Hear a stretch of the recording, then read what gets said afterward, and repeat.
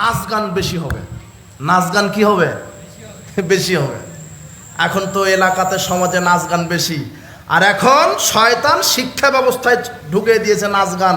বলছে শিক্ষা ব্যবস্থা বলছে যে প্রত্যেকটা ক্লাসের সেকশনে 1 থেকে নিয়ে মাস্টার্স পর্যন্ত নাচ গান ব্যবস্থা চালু করা আছে।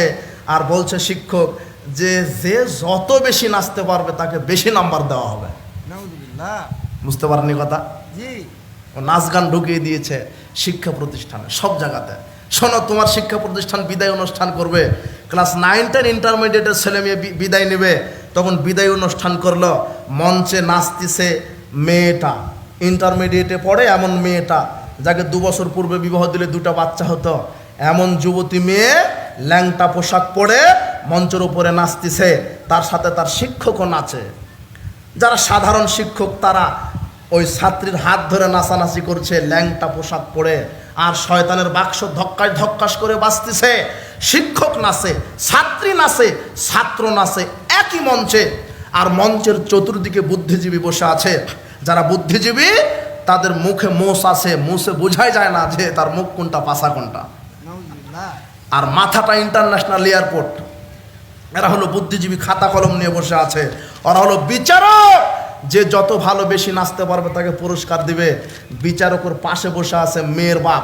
মেয়ের বাপ বলছে মাস্টার সাহেব, ওই যে পণ্ডিতজি, বিচারক সাহেব, ওই যে মঞ্চে ওই যে লম্বা ফারসা করে মেয়েটা দেখেন, ওই যে চুল লম্বা ফারসা, ওই যে ভালো করে নাচতেছে দেখেন লম্বা, ওটাই আমার মেয়ে, একটু বেশি করে দোয়া করে দেন, ভালো করে যেন বেশ্যাগিরি করতে পারে। তখন এই বিচারক বলছে যে আলহামদুলিল্লাহ। আপনি নাওজুবিল্লাহ বলছেন কেন? এ বলছে কি আলহামদুলিল্লাহ। বুঝেননি কথা? আবার বলছে হুজুর আমার মেয়েটা নৃত্যকলা একাডেমিতে চান্স পেয়েছে। নৃত্যকলা একাডেমিতে চান্স পেয়েছে। নাচ গান হারাম। বিবাহের বৈঠকে, বিবাহ বার্ষিকীতে নাচ গান হয়, এগুলি কুসংস্কার। কত যে, আর আমি তো আমার বাড়ি তো আশেপাশের এই এলাকাতেই, আর আমি তো পড়াশোনা করেছি চকশিমলা হাই স্কুলে। আমরা যখন পড়াশোনা করেছি তখন আপনাদের এই সন্ন্যাসবাড়ি, বান্দাইঘাড়া, তারপরে এই যে আরও এলাকাতে, আরও আমার নাম মনে হচ্ছে না, তখন মাদারের গান হতো। এটা কি জানেন আপনারা? আমার চাইতে তো আপনারাই বেশি জানবেন। আমি কিন্তু এই যে চকশিমলা হাই স্কুলে পড়েছি, যে 1 কিলোমিটার মনে হয়, 2 কিলোমিটার, তাই না? তখন এই মাদারের গান হতো আপনার এই সন্ন্যাসবাড়ি এলাকায়। এই যে আপনি বসে আছেন তো কয়জন লোক, আর মাদারের গান সারা রাত হবে, সারা আপনার স্ত্রী আপনার বেটি সবাই বসে থাকে। তো কাকে কি দেখাচ্ছেন আপনি? আপনার চাইতে মুনাফিক আর কে হতে পারে? মুহাম্মদ সাল্লাল্লাহু আলাইহি ওয়াসাল্লাম বলছেন ইয়া জালামিল হুমুল কিরদাতুল খানাজির, যারা গান বাজনা বাজায়, শ্রবণ করে, এরা হলো শুয়োর আর বানর। এরা কি? শুয়োর। এরা কি? শুয়োর আর কি? বানর। মোবাইলে গান বাজে, টিভিতে গান বাজে। আপনি কত গান বাজনার অনুষ্ঠান করছেন, নাউজুবিল্লাহি মিন জালিক। গান বাজনা হারাম, এর ক্রয় বিক্রয় হারাম, এর ব্যবসা হারাম। যে শ্রবণ করে, যে ব্যবসা করে, ব্যবস্থা করে, সমান অপরাধী। এদেরকে শরীয়ত বলেছে এরা হলো কুকুর, সিগাল, শুয়োর। আপনি হারাম কাজ থেকে বিরত থাকেন। যখন সমাজে গান বাজনা বেশি হবে তখন কি হবে? যখন সমাজে গান বাজনা বেশি হবে তখন সমাজে ভূমিকম্প হবে। অত্যাচারী শাসক অত্যাচার করবে। এরপরে অসরাবুল মাহাজিব, বাদ্যযন্ত্রের প্রতি যারা ঝুঁকে যাবে। সব জায়গাতে বাদ্যযন্ত্র। বিবাহের অনুষ্ঠানে, 31 নাইট, পহেলা বৈশাখ, অমুক বিদায় অনুষ্ঠান, সব সময় বাদ্যযন্ত্র। বাদ্যযন্ত্রের প্রতি যখন আপনি ঝুঁকে যাবেন তখন এগুলি গজব নাজিল হবে। বলছিলাম সময় একেবারেই অনেক হয়ে গেছে। আপনাদেরকে যেটা বলতে চাচ্ছি, আল্লাহর পক্ষ থেকে গজব নাজিলের কারণ আমাদের নিজের 2 হাতের কামাই করা। যখন এই পাপগুলি আমরা ছেড়ে দিব, মদ পান ছেড়ে দিব, গান বাজনা ছেড়ে দিব, যখন আমরা দুর্নীতি ছেড়ে দিব, খাদ্যের পরিমাপে কম ওজন দেওয়া ছেড়ে দিব, যখন আমরা সম্পদের যাকাত দিব, যখন আল্লাহ এবং রাসূলের সাথে ওয়াদাকে পালন করব, তখন আল্লাহ সুবহানাহু ওয়া তাআলা আমাদের উপর থেকে বালা মুসিবত উঠিয়ে নেবেন ইনশাআল্লাহ। তাহলে পাপ থেকে আপনি বিরত থাকেন যে কোনো মূল্যে। যে কোনো মূল্যে পাপ থেকে বিরত থাকেন। আপনার ছেলেকে গান বাজনা শিখা দিচ্ছেন কেন? আপনার মেয়েকে গান বাজনা শিখিয়ে দিচ্ছেন কেন?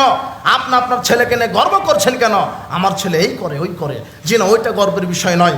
আপনার ছেলে সালাত আদায় করে কিনা, আপনার ছেলে মেয়ে হালাল খায় কিনা, আপনার মেয়েটা পর্দা করে কিনা, আপনার স্ত্রী পর্দায় থাকে কিনা, আপনার পরিবার সালাত আদায় করে কিনা। জি না, শোনেন, যেই পরিবারে 5 ওয়াক্ত সালাত নেই সেই পরিবার আদর্শ নয়।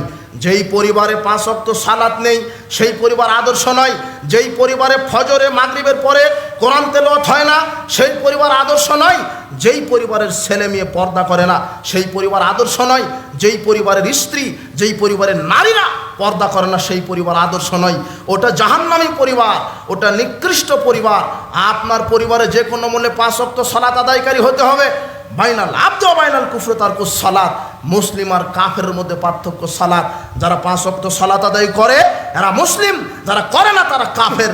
বর্তমান আরবি বিদ্বানগণ বলছেন যারা 5 ওয়াক্ত সালাত আদায় করে এরা মুসলিম, যারা করে না তারা কাফের।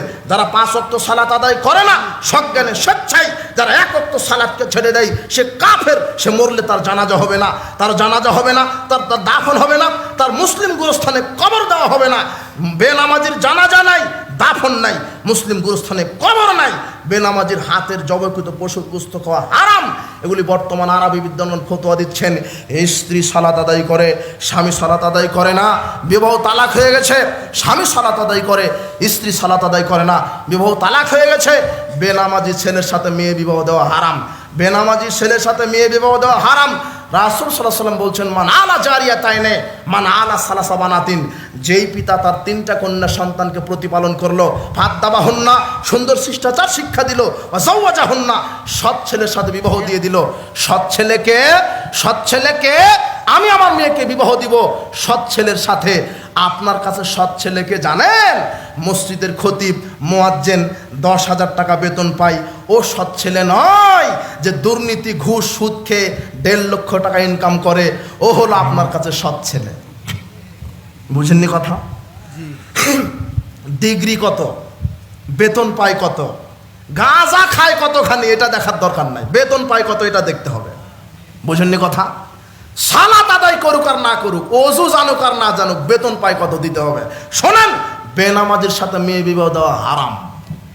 বেনামাজি অমুসলিম, ও কাফের। অমুসলিম বলছি কেন? বেনামাজি হলো কাফের। বেনামাজি কি? ওর মরলে ওর গোসল চলবে না, ওর জানাজা চলবে না। পৃথিবীতে সব পাপের চাইতে নিকৃষ্ট পাপী বেনামাজি। এই খুঁটিতে লুচ্চা বাধা আছে, দুর্নীতিবাজ, চোর, ডাকাত, আর কি বলবো, আর কি পাপ আছে, আত্মহত্যাকারী, মানুষ হত্যাকারী, এই খুঁটি। আর এই খুঁটি হলো বেনামাজি। আল্লাহর কাছে এই খুঁটি, এই লোকের অপরাধ আল্লাহর কাছে বেশি। বোঝেননি কথা? বিচার মাঠে আল্লাহ বলবেন তোমার 5 ওয়াক্ত সালাত যদি ঠিক থাকে সব আমল ঠিক, যদি 5 ওয়াক্ত সালাত ঠিক না থাকে কোনো আমল ঠিক নয়। তাহলে আপনার পরিবারকে, আপনার ছেলে, আপনার মেয়েকে যে কোনো মূল্যে, আপনার স্ত্রীকে পিটিয়ে হলে সালাত আদায় করান। না করলে স্ত্রী রাখা যাবে না, ছেলে মেয়ে সালাত আদায় না করলে ওই বাড়িতে রাখা যাবে না। থাকার জায়গা গোয়াল ঘরে হতে হবে। কোথায় থাকবে ওরা? ওরা হলো গোয়াল ঘরে থাকবে, ওদের আর রাখা যাবে না, থাকার জায়গা পৃথক। আর বেনামাজি ছেলে পিতার জমির উত্তরসূরি হবে না, ওয়ারিশ সূত্রে জমি পাবে না, ওই কেননা ও কাফের। এটা আরবি বিদ্বানগণ ফতোয়া দিচ্ছেন। আপনাকে কি দিয়ে বোঝায় বেনামাজি কত খারাপ? আশ্চর্য কথা, আপনি গর্ব করছেন আমার ছেলে একটা ক্লাস 5-এ পড়ে, আমার ছেলে একটা ক্লাস ইন্টারমিডিয়েটে পড়ে, কম্পিউটার শিখেছে, ইংরেজি জানে, কেমিস্ট্রি জানে, বায়োলজি জানে। হুজুর এই যে এটা আমার ছেলে, নাম আব্দুর রহমান, নাম আব্দুর রহমান রেখেছি। হ্যাঁ এই যে আচ্ছা, আমাকে বলছে, ছেলেকে বলছে বেটা এই যে আকবর বিন আবেদ, ওই যে মোবাইলে ওয়াজ শোনো না, এটাই আকবর বিন আবেদ। আকবর বিন আবেদ সাহেব একটু ইংরেজি ধরেন, দেখেন সব পারে আমার ছেলেটা। মোবাইলের সব ফাংশন শিখেছে, মোবাইলের সব ফাংশন জানে, কম্পিউটারের সব ফাংশন জানে। আরে ধরেন না, সবই পারে। আব্বু আব্বু এটাই সেই বক্তা, সালাম দাও। তখন এই ছেলেটা বাম হাত আগিয়ে দিচ্ছে। কোন হাত আগিয়ে দিচ্ছে? বাম হাত। সবই পারে বাম হাত, কিন্তু সবই শিখিয়ে দিয়েছে, কিন্তু কি শিখিয়ে দিতে পারেনি? সালামটা। বুঝতে পারেননি? এই ছেলে নিয়ে আপনি গর্ব করেন? জি না। ওযু জানে না, আজানের পরে মসজিদে যায় না, ও জানাজার দোয়াটাই শিখেনি। BCS cadre. আমি আপনার ছেলেকে বিসিএস ক্যাডার হতে নিষেধ করিনি, আইনজীবী, সচিব, র্যাব, পুলিশ হতে নিষেধ করিনি। তবে আপনার ছেলেকে কোরআন সুন্নাহ শিক্ষা দিতে হবে, তারপরে অন্য কথা। পণ্ডিত আর মাঝি নদী পার হচ্ছে। মাঝিকে পণ্ডিত বলছে, হাই মাঝি, তুমি অঙ্ক জানো? তো না, তা তো জানি না। তো তোমার জীবন তো 10 আনায় বৃথা। তুমি কি বাংলা জানো? তাও জানি না, 12 আনায় বৃথা। তুমি কি ইংরেজি জানো? ইংরেজি জানি না। আরে তোমার জীবন তো 14 আনায় বৃথা। এর মধ্যে ঝড় বৃষ্টি শুরু হয়েছে, নৌকা হেলাধুলা করতেছে। এখন মাঝি বলছেন, পণ্ডিতজি আপনি কি সাঁতার জানেন? তখন পণ্ডিতজি বলছে, না তো, আমি তো সাঁতার জানি না। তখন মাঝি বলছে, আমি নয় অঙ্ক ইংরেজি না জানার কারণে 14 আনা বৃথা, 2 আনা তো আছে, কিন্তু আপনি যে সাঁতার জানছেন না, আপনার জীবন তো 16 আনায় বৃথা। এখনই বলবি। বোঝেননি কথা? তো আপনার ছেলে বিসিএস ক্যাডার আইনজীবী সচিব হয়ে কি হলো? ও তো ওজুই শিখেনি। বুঝতে পারেননি? 16 আনায় বেশি। বিসিএস ক্যাডার ও বলছে আসসালাম আলাইকুম। কি বলছে? শয়তান বলছে আসসালাম আলাইকুম। বুঝতে পারেননি কথা? ও কি শিখলো দুনিয়াতে? 6 লক্ষ টাকা বেতন, এটা মাতবাড়ি নয়।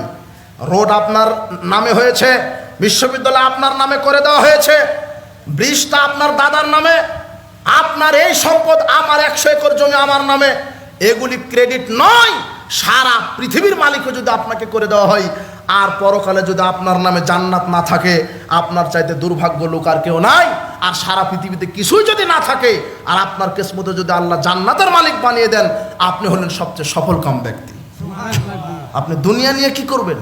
আপনার ডিগ্রি কি করবেন? আপনার অর্থ কি করবেন যদি দিন আপনার ভিতরে না থাকে? আমার ছেলে বিসিএস ক্যাডার, ইংরেজি পড়ে, লন্ডনে জব করে, ওখানে সেটেল হয়ে গেছে, কিন্তু অজুই শিখেনি। বুঝতে পারেননি কথা? মানুষ হন, কোরআন সুন্নাহকে আগে বোঝার চেষ্টা করেন। আপনার ছেলে মেয়েকে কোরআন সুন্নাহ শিক্ষা দেন। হারাম খাবে না, দুর্নীতি করবে না, সুদের সাথে জড়িত থাকবে না, গান বাজনা পরিহার করবে।